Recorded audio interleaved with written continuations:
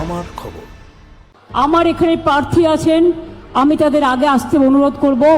উজ্জ্বল চ্যাটার্জি আমার চিরকালের সহকর্মী, আজ নয়, আমি যখন বিরোধী দলেও ছিলাম তখন থেকেও আমার সাথে চিরসাথী হিসাবে কাজ করেছে।